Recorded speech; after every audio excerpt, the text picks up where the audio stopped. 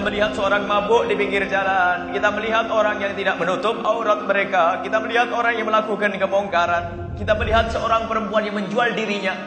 Siapa di antara kita yang di saat melihat saudara kita yang tidak sholat, saudara kita yang melakukan kebongkaran, ada saudara kita yang mabuk atau melakukan atau menuju perzinaan, mungkin lagi perempuan dibonceng seorang laki-laki. Siapa di antara kita yang di saat melihat mereka lalu hati kita menangis, kemudian menitikkan air mata, lalu menengadahkan tangan, ya Allah, itu umat kekasihmu Nabi Muhammad, berikan bimbingan dan petunjukmu ya Allah. Siapa yang seperti itu? Pernah tidak kita mendengar orang melakukan zina? Naudzubillah, si fulan berzina. Pernahkah kita menangis di saat mendengar seperti itu? Mana iman kita? Bahkan mungkin karena busuknya hati kita lalu menggunjing, kasihan anaknya Ustadz ya, Ustadz zina dengan siapa? Di mana? Wah. Awas, hati-hati. Pandanglah orang lain dengan mata kasih sayang. Jangan pandang orang lain dengan mata merendahkan. Dan memandang orang lain dengan mata merendahkan menjadi sebab dicabutnya hidayah. Dikisahkan Nabi pernah bercerita, ada dua orang, yang satu di atas gunung ahli ibadah, kerjanya sholat dan puasa, sholat dan puasa. Sampai begitu hebatnya orang tersebut, doanya sampai mendung memayunginya. Ibadah toh, puasa, sholat ibadah. Di tengah pasar sana ada seorang anak muda yang kerjaannya adalah membuat keonaran, kebatilan, mabuk, berjudi, segala macam kejahatan dilakukan. Suatu ketika Allah menghendaki keduanya bertemu, maka sang abid ahli ibadah yang di atas bukit tersebut turun. Bahan makanannya habis, harus beli di pasar.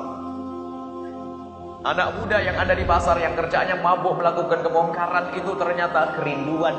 Di dalam hatinya ada keinginan bertemu dengan kiai yang di atas bukit. Pokoknya saya pengen kesana minta doa deh, saya sudah bejat bener, barangkali didoakan saya bisa bener, saya jadi baik. Naiklah sang preman, naiklah sang anak muda yang bejat tersebut, naik ke atas bukit. Sang kiai, sang ustadz yang ahli ibadah turun dari atas bukit. Berpapasanlah mereka berdua di tengah jalan setapak. Bukan seperti jalan sekarang, jalan aspal besar begini, bukan, tapi jalan setapak. Jika tidak ada yang mengalah, maka tidak akan bisa melanjutkan perjalanan. Sang anak muda yang katanya bejat tersebut, di saat melihat sang ustadz, sang ahli ibadah di hadapan matanya, kaget dia. Astagfirullahaladzim, kok ketemu di sini? Saya belum siap ketemu di sini. Sampai begitu kagumnya, terduduk sang anak muda tersebut di jalan setapak, dan dia minggir di jalan setapak dengan memberikan isyarat dengan tangannya yang artinya silakan. Sang ahli ibadah tak kenal betul ini preman jago mabuk, zina, segala macam melakukan dosa. Dia tahu di saat melihat preman tersebut dengan pandangan, mau kemana dia nak berani? Tidak mengucapkan assalamualaikum, hendak kemana engkau? Tidak menyapa dengan lembut, apalagi di saat sang anak muda tersebut memberikan isyarat dengan tangannya, begini nih, silakan. Wah, sang ahli ibadah merasa berhak dihormati. Ya memang saya berhak digitukan, dilompati begitu saja tanpa ada tegur sapa yang baik.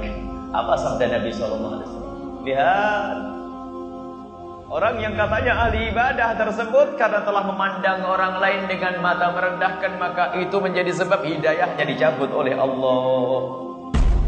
Maka jangan memandang orang dengan mata merendahkan. Begitu sebaliknya, orang biarpun bejat tidak baik kalau masih mengagungkan tempat-tempat mulia, mengagungkan ulama, mengagungkan masjid, mengagungkan syiar, mengagungkan majelis ilmu.